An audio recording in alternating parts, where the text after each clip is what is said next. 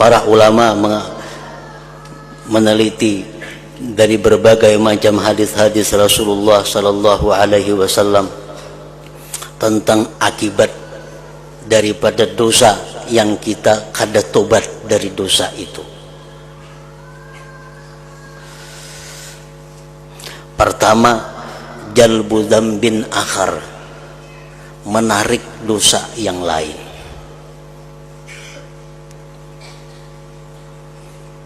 Nah, jadi satu perbuatan dosa kalau kita kada tobat kepada Allah, maka si dosa ini hidup dan menarik, mengajak kita untuk berbuat dosa lagi.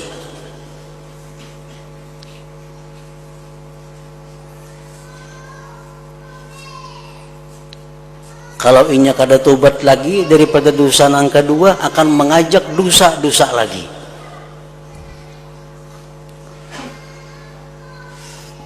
Jalbu dzambin akhar.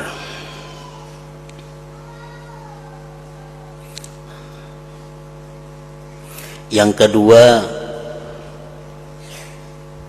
hirmanu lazzatil ibadah,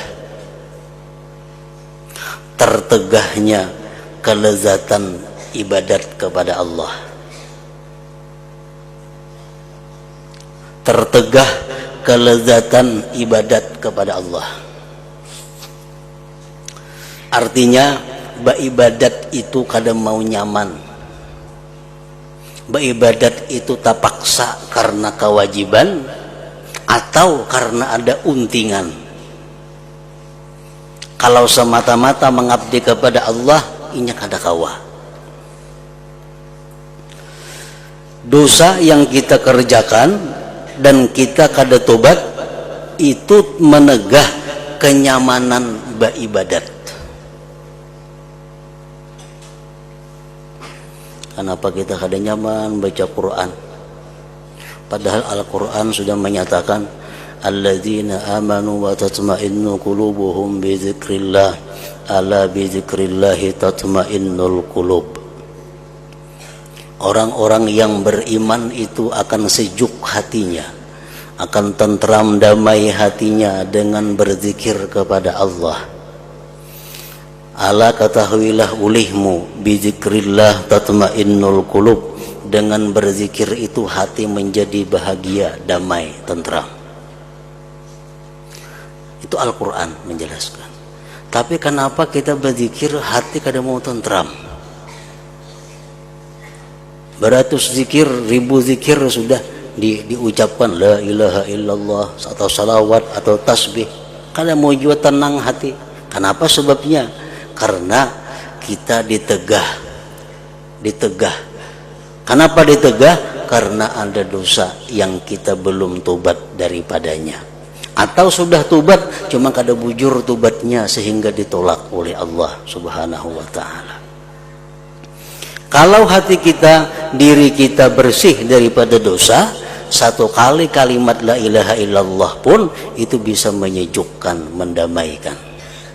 Ala bidzikrillah tatmainnul qulub. Nah, jadi kenapa kita kada tahan lawas beribadah? Kenapa kita kada tahan? Karena dosa penyebabnya. Kada ada jalan lain.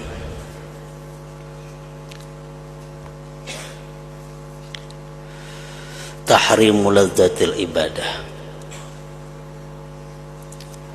Kada kau mendengar jumlah nang banyak, orang asa banyak benar.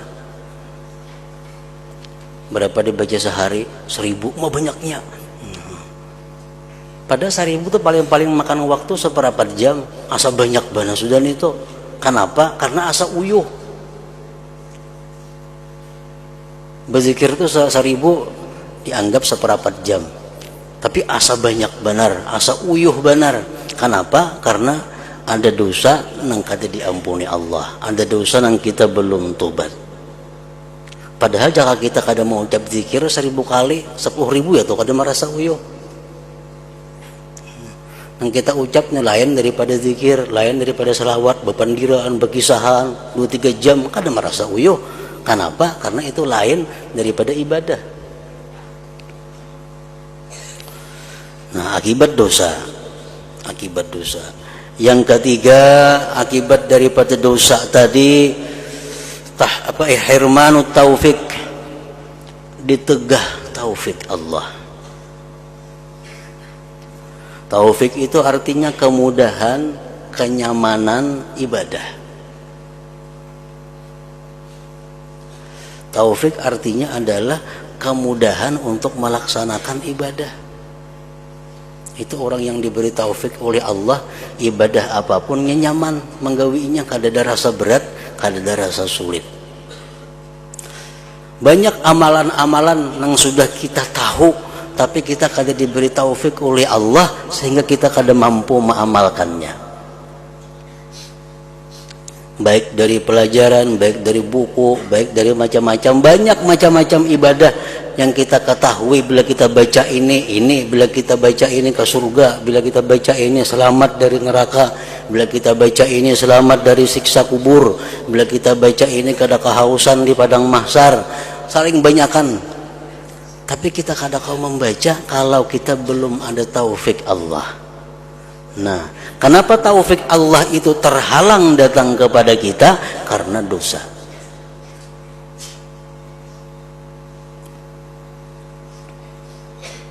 Yang keempat, akibat daripada dosa yang kita kada tobat, atau tobat juga cuma kada bujur, zulmatul qalbi, gelapnya hati. Hati gelap. Kada kau membedakan lagi nang mana nang bujur, nang mana nang salah. Kada kau lagi membedakan nang mana suruhan Allah, nang mana suruhan syaitan. Kada kau membedakan mana nang baik, nang mana nang jahat, karena mata hatinya sudah gelap. Kenapa bisa jadi gelap hati itu? Karena ditutupi oleh dosa. Yang kelima, akibat daripada dosa itu adalah nuksanul akal, berkurangnya akal.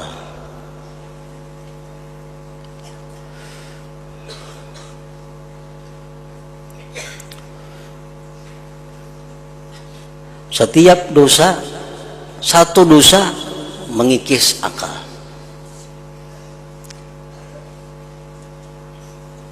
Padahal akal ini adalah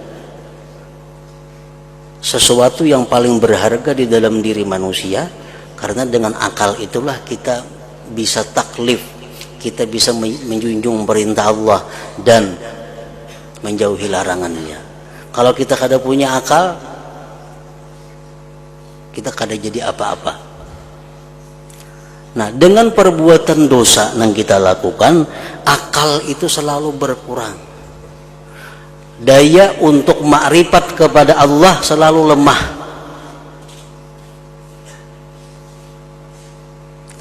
Nang keenam, akibat perbuatan dosa yang kita lakukan, hirmanul ilm, tertegah dapat ilmu.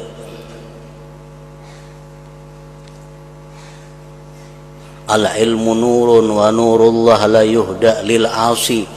Ilmu itu adalah cahaya kada diberikan Allah kepada orang yang maksiat.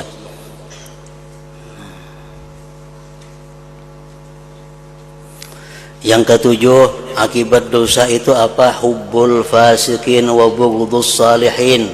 Akibat dosa yang kita gawi, kita akhirnya katuju lawan orang-orang fasik, dan kada katuju beparak lawan orang-orang salihin.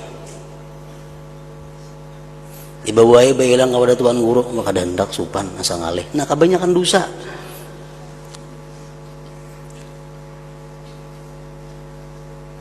Kada katuju beparak orang saleh, katujunya cuma beparak lawan orang-orang fasik.